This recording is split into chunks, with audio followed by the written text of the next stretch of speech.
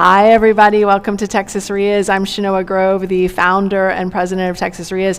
A big hello to all of you guys who are here in person with us, as well as all of you folks that are online with us. Excited to be here with you tonight, talking about real estate as we do every single Tuesday as part of Texas REIAs. So we meet in Austin, Houston, Dallas, as well as in San Antonio. We talk about what's going on in the market. We share a market update, and we talk about all the different things that we're seeing in the real estate market ourselves. So excited to be with you here today as we are getting started. Excited to share some vast knowledge with you guys as we're getting going. So Texas REIAs and Real Estate Investor Association in general is your source for local knowledge, local deals, local funding, local advice, local partnering, local coaching. Real estate, you know, when they say location, location, location, it is really about also having a power team that is close to your location. So excited to be here with you guys tonight. I will tell you, as I got started in real estate investing, I did exactly what you guys are doing now, which is I went to my local Real Estate Investor Association.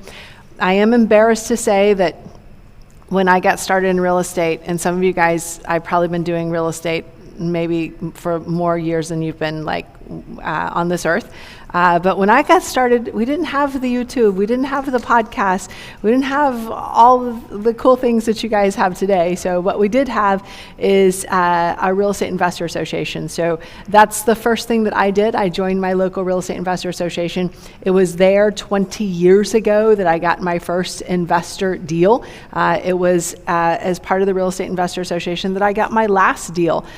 So that's one of the reasons why even 20 years later, I'm still part of the Real Estate Investor Association, still leading it, and still joining you guys at meetings and helping many of you guys get started, or for those of you guys who are already started, help you kind of just tweak the dial. So if you are not where you want to be as a real estate investor, we can certainly probably talk to you about some of those reasons why not, and how to be able to tweak the dial to be able to get more out of your investing than maybe what you're getting today. So I'm curious, how many of you guys are just brand new, super getting started, have no idea what you're doing? Okay, a couple of you guys. And I'm super curious, how old are you two? 23 and 21. Okay, so I have been doing this, I have not been doing this longer than you have been born. Okay, so we're still okay there. So I will tell you, what are some of your goals in real estate investing? I'm super curious. And actually, Dan and Samantha, am I reading that right? Are you? It's Dawn. Dawn, I'm sorry. So 50-year-old eyes, you know. So we are you guys here together? No, okay, totally separate. Then Dawn and Samantha, will you guys give them a round of applause for being here tonight at 21 and 23 years old? So yeah, you guys are part of the show. This is natural to you. I'm going to put you on the spot a little bit. There's a microphone right behind you. Would you guys walk over to it? Yes, give them a round of applause to get them in. Yeah. And then, right there. And yeah, don't move the microphone because it's actually set up perfect so I can actually put you on the screen here, just like that. Will you tap the microphone just to make sure it's on? And then will you turn the microphone on the other side? There's an on. Thank you, sir. Appreciate you joining in to help. So, Don and Samantha, tell me, I'm super curious, what brought you guys here? And get close to the microphone when you talk, please. You want to go? You can go. Who brought who here? Okay, so she mentioned this event, and I was interested to learn. And we both were. My parents dabble a little bit in real estate, okay. Airbnb. That's pretty much it. We just wanted to learn more. And then Samantha, you said you brought Dawn here. Yeah, I did. Okay, so what brought you here? So you speak in the mic a little bit. So when I read up on it, I saw that it was about how to take the bank out of your dealings. How to get deals without using the bank. Yes. Yeah, and we have a family friend who does that, but I've never understood exactly how he does it. Okay. So I just wanted to get a better understanding on it. Okay, so I will tell you the first real estate deal that I did, and some of you guys said that you have family who do it as well. First real estate deal that I did, I was probably 21, and I did that deal with my mom. And it is a property that we still own today. So it was a property that we bought for $105,000 when I was in college, and today the property value is like $1.6 million. So hear me now, believe me later. The probably biggest piece of advice that I have for you guys is take the leap, buy anything. You just have to hold it long enough to wait for that appreciation to happen, right? It's not going to happen overnight. If you need something that happens overnight, then you can't buy anything. You have to buy very specifically using our real estate investor, what we call our maximum allowable offer formula, which we'll talk about tonight. But if you are willing to hold it, if you are willing to wait, then it can, and you can get it financed, right? So I would just, every single person in this room who's probably older than you guys are probably, what are you guys all thinking about, Samantha and Don? They're 21 and 23, is that right? Yeah. 21 and 23. What are you guys thinking? I wish I would have gotten started. How did I know to ask this question? Because I knew what the answer was going to be. Every single person in here is thinking, I wish I would have gotten started when I was their age. Because if that were the case, then I would be D-O-N-E done, not D-O-N Don. So I am super stoked that you guys are here, and I'm super stoked that you already have some family members that are already doing this. And I would say lean on some of their advice and some of their guidance, but if they're not pushing you out of the nest as quickly as possible to be able to buy a property, then something's gone terribly wrong. So, and I mean, the truth is, real estate investing and buying and holding for the long term is really where you can make an incredible amount of wealth. So many of the properties including that first property that I got, in 1994, oh my gosh, that's a really long time ago now. But even that first property, the magic was just in the holding it long enough. The magic was just in the holding it long enough. And you'd also, Samantha said, I'm curious about how to do this without a bank. So I will tell you that when we bought that property, we bought it sort of with and sort of without a bank. So at that time, there was something called a non-qualifying assumable loan. So if you're wondering how, and this is for you guys who are kind of young kids. So for me, I was a college kid. I was making $5.75 an hour, American. That's funny. One guy got it, thank you. I was making $5.75 an hour. I really had no, money to put down. I really didn't have credit yet because I was just getting started. I was still in college. And the way that I got it was by taking over someone else's mortgage. So I didn't even have to qualify for the loan. So you said one of the reasons why you're here is because, hey, I want to figure out how to do this without a bank. They don't make that non-qualifying assumable mortgage anymore. They stopped originating those in probably the mid-90s. But you can effectively do the same thing by buying subject to the existing mortgage, which is the way that I started buying 20 years ago. So a lot of the rental properties that I hold, I just found a seller who was in a little bit of a difficult situation. I came in, I reinstated their loan, so I didn't get a new loan. I reinstated their loan, and I make the payments on time each and every month, and the property has been deeded to me. It was deeded to me at the time of closing. And that is a beautiful way to the way that I describe it is to make a dollar holler. And I'm sure all of you guys in here can relate to that phrase, and especially when it comes to real estate investing, because real estate investing is one of the most capital intensive businesses that there is out there. So if you do not yet have the capital, then you need to figure out how to make your dollar holler. The best way for a real estate investor, whether they're experienced or whether they are brand new, to make a dollar holler is to be able to buy without having a new bank loan being put in place, buying subject to the existing financing. The way that works is you sign a traditional TREC contract, which is the contract I want all of you guys to be using. It's available online, so just Google TREC, T-R-E-C. You'll be able to find it by doing that. And then you could write, I've got some extra special paperwork that I put together for me personally, but in the special provisions, you can just write that the buyer is going to be taking over the seller's loan, and the deed's going to transfer to you at the time of closing. right? So the deed, the property is in your name. The loan is still in their name. If you are paying it on time each and every month, then there's no opportunity for anybody to foreclose on you. But that's probably one of the best ways to do it, especially if you're just getting started, which is exactly what I did, kind of a little bit of a variation of that because of the loan products that were available way back, going in the time machine to 1994, which was definitely before you guys were born. But I'm curious, what questions you guys, I've done all the talking, but I'm curious, like, what questions you guys have about investing, or what are you most interested in? I have a question on where, I know you mentioned you're able to find someone in a situation like that.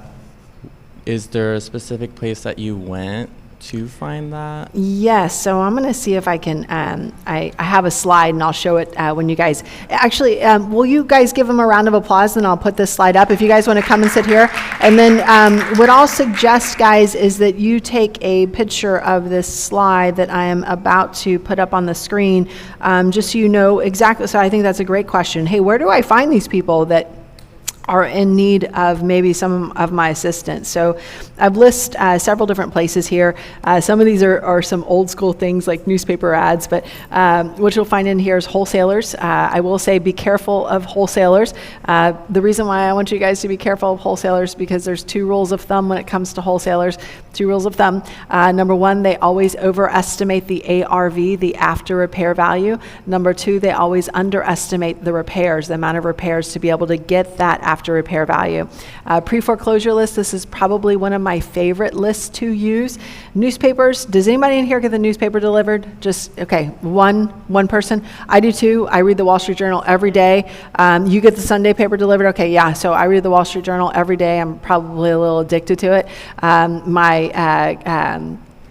in-laws got us a subscription for it. But what do you know about the people who still get newspapers? What can you almost guarantee to be known about those people? They have a few, what kind of hairs do they have? You don't have any, sir. You have a couple, you said? Yeah, they're hiding. Okay, yeah. I hide mine too. Okay. Yeah, I hide mine too, but they have gray hairs. And sometimes the people with gray hairs also have what? Houses with what kind of equity? Usually a lot. Right? Usually a lot. So even though it's a little bit of an old school one there, they usually have a lot of equity. So that's another great reason to be able to use that. And I want to go back just because it skipped forward a little bit faster than I wanted it to. Expired listings where, and you can have your realtor do a search for motivated or owner finance in the seller and the agent remarks. And what are you going to get a list from? You're going to get a list of all of the people who are on the MLS that say, yes, I'm motivated. Magnetic signs on your cars, doing different stuff on the internet for advertising, advertising to non-owner occupants, going to estate sales, people that are going into bankruptcy. Probably one of the number one reasons why people go into bankruptcy is to save their house from going to foreclosure. Divorce, which splits the income in a household and makes it in some cases where someone can't afford it anymore. Probate, where someone has passed away, so there's an inheritance situation. So some of those are some of my favorites. REOs, realtors and brokers. So you want to tell your realtor to bring you something that's off market, maybe something that they don't want to put their name on to list because it needs a lot of repairs, something where there's motivation in the situation. Door knocking, so this is if you are getting brave and door knocking on a property that you are driving for dollars on. Which can be a great way to be able to create your own list. Driving for dollars in general, so this is just driving through other neighborhoods, typically older neighborhoods. Bandit signs, while they are in some cases illegal, in most places actually, they garner an incredible amount of people who will call you off of those signs. Other investors, there's a lot of different ways to be able to find those leads and those deals, but probably my favorite is the pre-foreclosure list. I lovingly refer to that as my grocery shopping list. It comes out every month. It is a list of people that are so far behind on their mortgage that they're about to lose their property to foreclosure. For me, I love that list because I love helping those people, and usually if there's equity, there's an opportunity for them to make money and for me to make money as well. And I would, I also love the notice of substitute trustee list. Does anyone know what that is? Notice of substitute trustee? So this is, everyone knows what the foreclosure list is, or the pre-foreclosure list is, right? Yes, yes? Okay, notice of substitute trustee is actually the list, I would say, that comes out before the property is listed for that final sale, before the property is listed for auction. And I'll just give you some background on it, and I'll go a little bit down a rabbit hole. When a homeowner buys a property and they get a new loan, in Texas they sign a promissory note and they also sign a deed of trust. In the deed of trust, it lists the attorney, the trustee, who's going to be foreclosing on them in the event that they stop making payments on that loan. It's usually kind of a national trustee that's listed there, But when it comes down to the actual foreclosure, they're not going to have a national trustee and national attorney's office be the one on the courthouse steps to handle the actual auction. So they're going to assign it to another trustee, another attorney, who is going to be then the one who's going to do the auction. That list typically comes out anywhere from 2 weeks to 4 weeks, or even 5 weeks before the property gets listed for auction. So I kind of like to refer to it as the pre-foreclosure list, right? Because it's the list of people that are so far down in terms of the number of missed payments that they're just about to be foreclosed on, and that's a typical process as part of it. Yes, sir. Am I sending it to your email? Yeah, no, I'm over here taking notes, and I'm gonna autograph it, and I'm gonna send it to you. No, you can take. No, I'm not. He's like, oh, that's really cool. This is like I get the talk and the cliff notes. No, you're welcome to take pictures of the slides if you want. And we also broadcast it on Facebook Live. We also broadcast it on our YouTube channel as well as our podcast. You can't see the slides obviously on the podcast, but you can check it out on our YouTube channel with Texas REIAs. You can check them out anytime. So those are out there. Those are available for you guys. And in fact, I think you guys will like my next slide, because this is something that if you are going to be working on the foreclosure list, you're going to want to know how to stop a foreclosure. So these are some of the most valuable leads that we have as real estate investors, and these are some of the ones that make us the most amount of money, and these are some of the people who need the most amount of help. So we've identified about 8 different ways to be able to stop a property from going to foreclosure or being auctioned.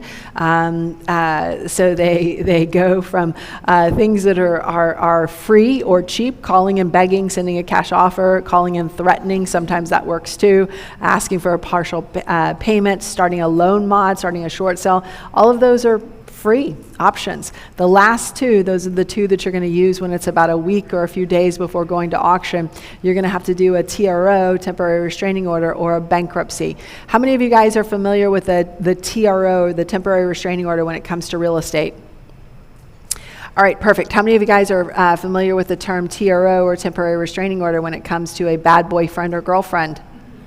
Yeah, okay, everyone's like, oh, okay, I get it now, right? So what are you restraining? You're restraining a bad boyfriend or a bad girlfriend from threatening you, knocking on your door at 2 o'clock in the morning, making you feel overall uncomfortable, and it's basically an injunction that says, stay away from me.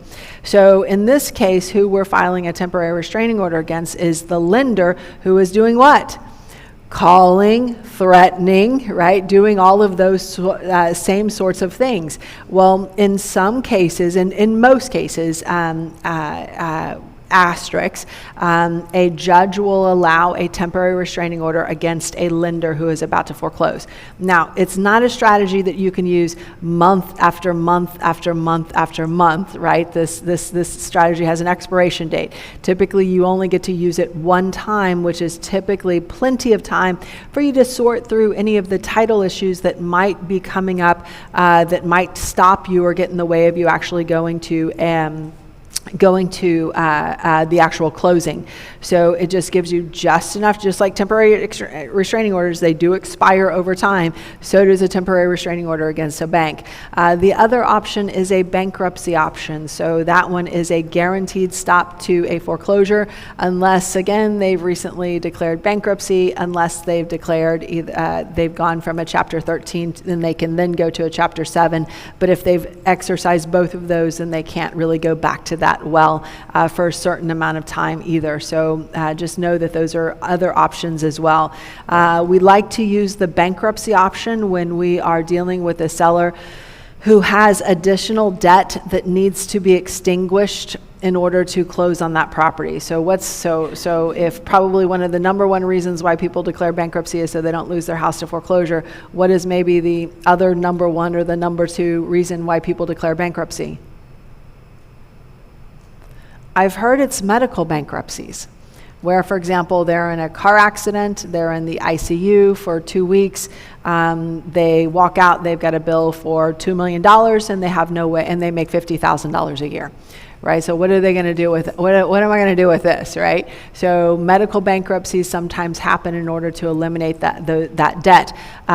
For us as real estate investors, sometimes we'll find liens or judgments against the homeowner, and sometimes those liens or judgments can be extinguished with a properly timed bankruptcy. So that's a great way to be able to take advantage of some of the laws in the legal system to really just buy you more time, and maybe also again be able to extinguish debt. What you guys will find is that for the most part, the people who you're going to be working with who are on the pre-foreclosure list, they're not going to wave their hands and say, help me, come over here, like I'm like, this is terrible, like I need somebody to pull me up out of this. They are going to be buried in their hole, sometimes all the way up until the day before it goes to auction. So that's why I have that slide up there. We have strategies to help them days before, weeks before they go to auction, but we also have strategies to be able to help them and stop the impending foreclosure literally as late as, and I don't recommend this for any of you guys, unless you want to give yourself a heart attack, but literally there are things that we can do to help them even as late as the day of foreclosure, right? So if we're doing a bankruptcy at the day of foreclosure, the bankruptcy just must be time-stamped, which is time-stamped by the judge before the auction is time-stamped. So you can declare bankruptcy at 10:05 a.m. The property can go to foreclosure at 10:07 a.m., but because the bankruptcy was filed before the actual foreclosure filing, then the foreclosure actually gets rescinded. Do you guys follow that?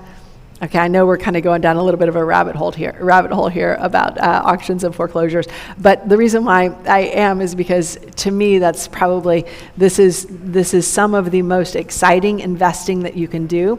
It's also some of the most profitable investing that we can do as real estate investors. And I think you guys are all here for, you may not be here for the excitement part, but you're probably all here for the profit part. Is that correct? Okay, a few of, this is where I'm getting some head nods. Okay, good. So I'm curious. So Risha, what brought you here? What are you here to learn? How can we help you as part of the REIA? For me, this is very new to me. Very new. Okay. I wanted to learn how to invest in real estate. I'm a new entrepreneur. Okay. I have a small e-commerce business. Okay. So I want to diversify my investments. Okay. So new entrepreneur, have an e-commerce business. Do you sell through a company that starts with the letter A? No. Okay, that's probably a good thing. Do you sell through a company that starts with the letter E? You do. Okay.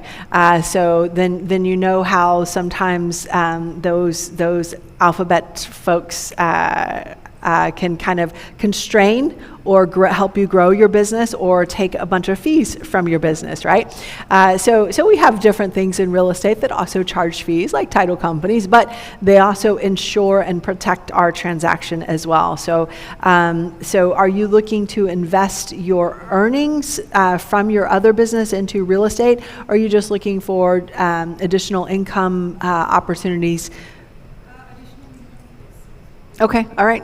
So additional income, so you want to do real estate investing part-time as you're getting started. Is that right? Yeah, I want to learn first because I didn't want to just start without having knowledge of that. Okay, perfect, yeah. And I wanted to do it after I have some knowledge of, like, after I've been to some seminars. Okay, perfect, yeah. Good. So yeah, I want to start. So do you consider yourself a left-brainer?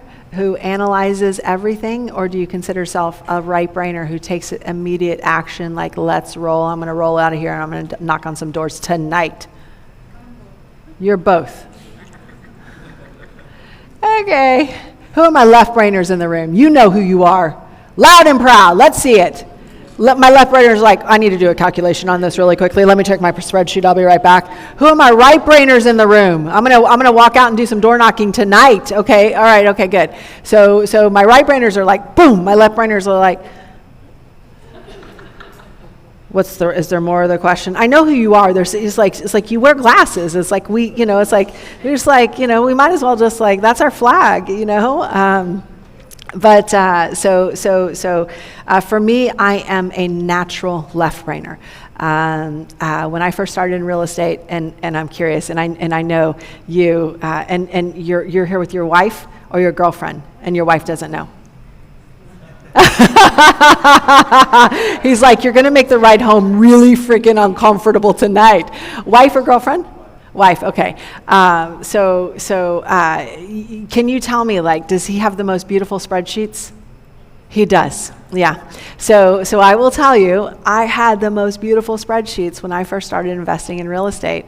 I've actually gone like on a hunt to go find like my original business plan with my binders and my 3 ring, all this stuff going on in there, and all the things that I thought I was going to do as a real estate investor. So, and I will tell you that all of that changes as you get on the ground and as you start going. So as uncomfortable as it may sound for a left-brainer, I think once you get out there, you will have so much growth, immediate growth, and you will see things very different than what your spreadsheets might be telling you right now. So what I see with my left-brainers is my left-brainers have the longest runway, which means it's a really long time before they'll take action. So they want to learn and go to some classes and read some books and go some podcasts, and then you're going to get through this for about 6 months. And I can tell you guys, and who in here has been studying for at least 6 months already? And your brain's probably pretty freaking scrambled. Is that right? So it's like you feel like, well, I think I know more stuff, but it's just kind of it's like I've got ingredients, but I have no formula, right? So, and sometimes it's the actual formula that actually is the thing that puts it together. And I will tell you, for my left-brainers, getting out there, you will have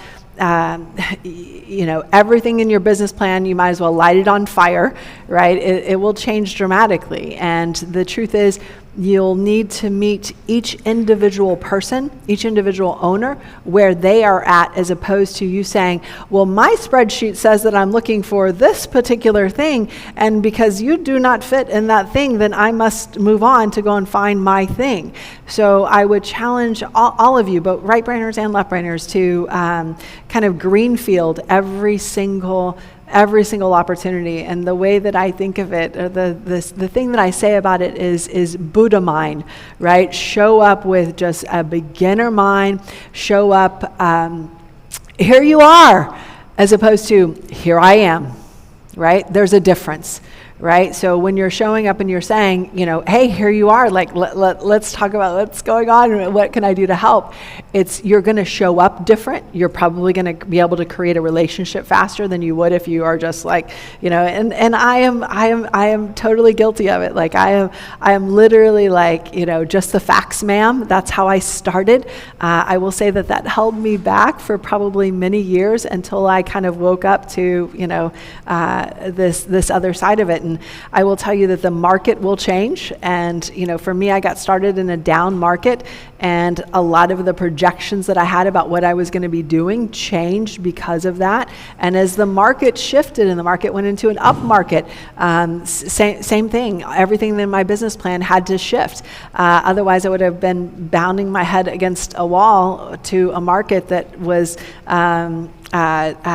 tone deaf to all of my plans. But the truth was that I was tone deaf to the market, right? So your best laid plans, as you first start to talk to somebody, you'll see how quickly they'll unravel. And I know that sounds very strange for someone who, you know, is self-proclaimed left-brainer, but that's what I will tell you after doing this for 20 years, what it really and truly looks like. You really have to show up differently to be able to get to where I think where you're ultimately wanting to go. But I will tell you that my left brainers, they have the longest runway before they get started. But when they take off, my left brainers, they take off like a rocket ship.